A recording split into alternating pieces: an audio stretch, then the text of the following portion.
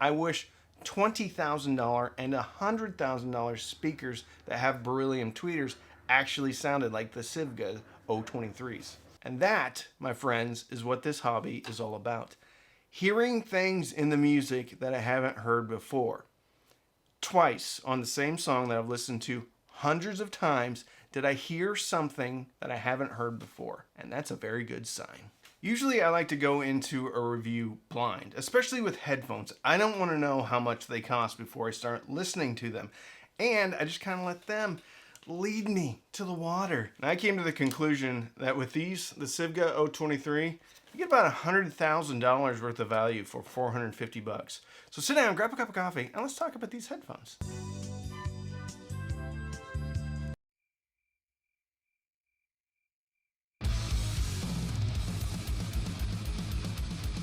These are the Sivga 023. They're $450. I've reviewed a few Sivga headphones before, Sivga, and the design of these is not too dissimilar from other models that I've reviewed. Like this one, although they're a little bit different. Sivga's always made good headphones. They've always been pretty affordable, like $130, $140. So when I pulled these out and I started seeing signs of expensive headphones like this beautiful vegan leather carrying case that has ample room right here for the headphones. I always get a kick out of these. I feel like I'm watching my father fix something under the sink when I'm looking at these. Comes with a metal band right here and then a little cushy thing and a friction fit thing, very highly technical, friction fit thing to adjust how high or low they sit on your head. Okay, just like that. The ear pads look like they're made from corduroy. No, that's not corduroy. But it does look like some type of canvas material. On the side you have perforated vegan leather. There's plenty of leather out there. Let's make stuff from sheepskin, goat skin, lamb skin, any skin, because real leather lasts longer. And the animals are already dead, so you might as well use the leather. It's actually very wasteful not to use the hides of animals that are already dead. Sorry, a little bit of a soapbox. Big fan of leather. And then there's a little bit of mesh right there, but you can see light passing through it, so hopefully it's acoustically transparent. The driver is a 50mm beryllium plated driver. And it's really interesting if you will actually watch to the end of the video. I talk about not knowing what kind of driver this was. Cable, pretty decent. Actually comes terminated in a balanced 4.4 pentagram. Just kidding. Pentagon? I don't know. I never know how to say it. But it comes with an adapter so that you can adapt it to 3.5mm. And I wish more headphone companies did this because I've got a lot of headphones in that are just balanced. I get it. There's balanced headphone amplifiers out there. However, most people have some type of single-ended device like a receiver or a headphone amplifier or pretty much anything that has a 3.5mm connection on there to listen to headphones. So, kudos to Sivga for giving us an adapter.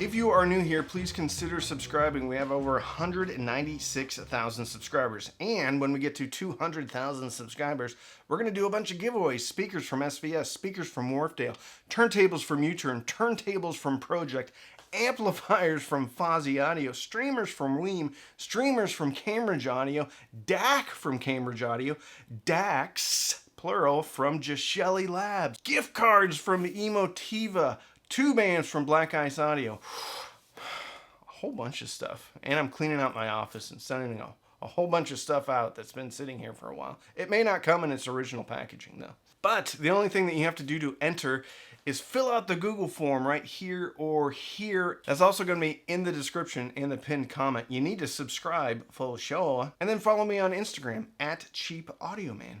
Thank you. How do these things sound?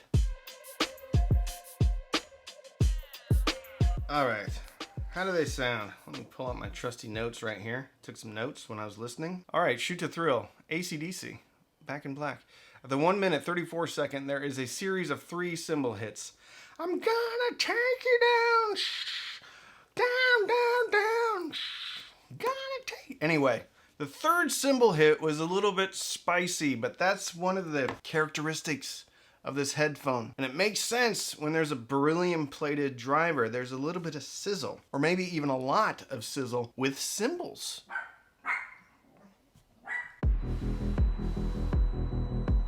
That sizzle can be almost a bit much.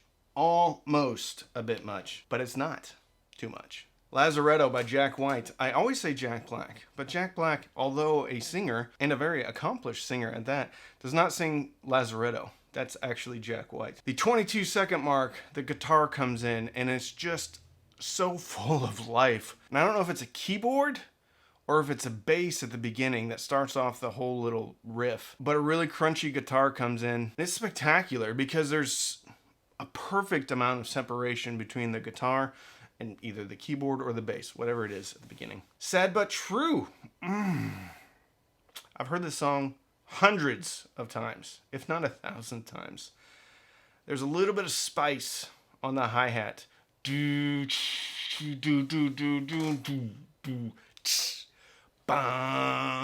Anyway, that part. Again, took me just to the edge of fatigue and then backed off a bit. And the snare drum was like the crack of a bullwhip, or like the crack, like when thunder, lightning hits really close to you and you just hear that crack.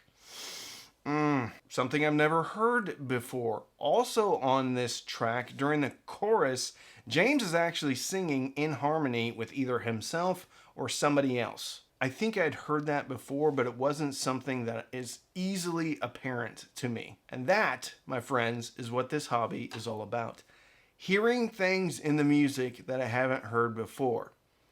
Twice on the same song that I've listened to hundreds of times did I hear something that I haven't heard before on the Sivga 023s. And that's a very good sign. I'm your eyes while you're away. Sad but true. That part. Iron Man, Black Sabbath, the 2012 remaster. The kick drum at the beginning, bass drum.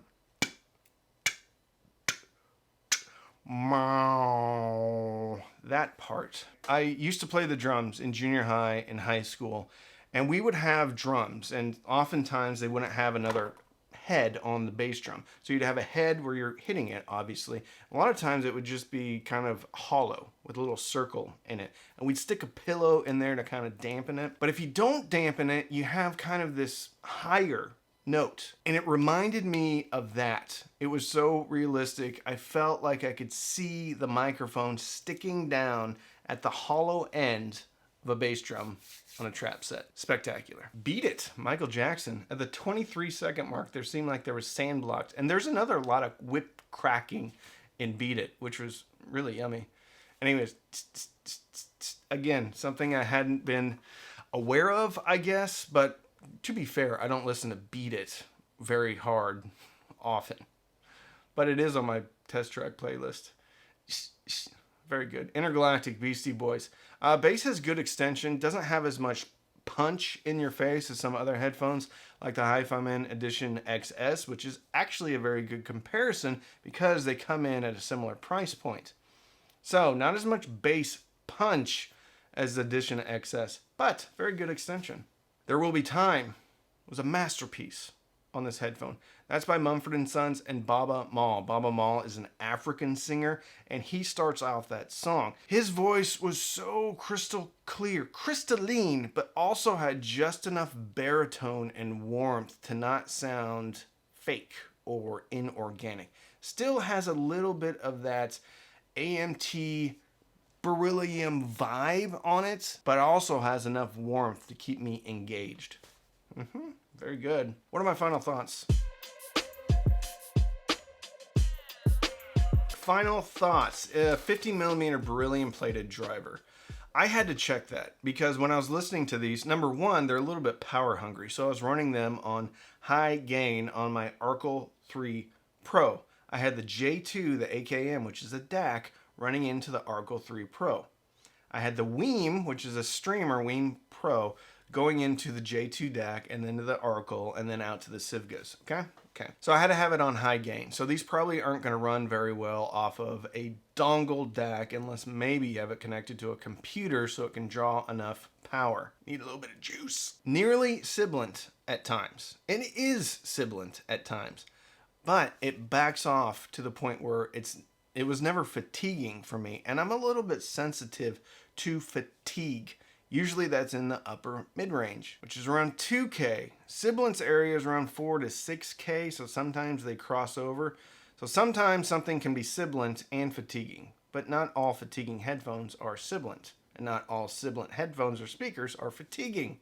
This one's a titch sibilant, but yet not fatiguing. If you are into vocal clarity and air, and these don't have a miraculous soundstage. I mean, it wasn't thin, it wasn't narrow, I guess, but it wasn't hugely wide. But what you do get is vocal clarity, instrument separation, air, bass extension, and complete separation of instruments. You go there, you go there, you go there. As I mentioned, the HiFiMan Edition XS is a great comparison. They have more bass, but the Sivga023 actually has a little bit more interest. I guess the mid-range is a little bit more interesting on the Sivga 023s. And the percussion. There's stuff going on with the crack initial attack of percussion that's not happening on the HiFiMan Edition XS. And the Sivgas have that taste of the beryllium sound. And I've heard $20,000 speakers, I've heard $100,000 speakers that are super fatiguing and in your face. The Sivgas take that sound, tame it, and make it believable to the point where I wish $20,000 and $100,000 speakers that have beryllium tweeters actually sounded like the Sivga 023s. They did a really good job with these. At $450, they're an absolute steal. I don't really know much more to say. They're a little bit different vibe than the Edition XS, not as much bass. I think they're spectacular. I think the build quality is pretty good. Metal here, wood cup here, little grate here. They're really good. I really like them. I don't really think you can go wrong with a HiFiMan Edition XS or these, but I'll tell you, these are going to be sitting by my little headphone rig for quite a while now.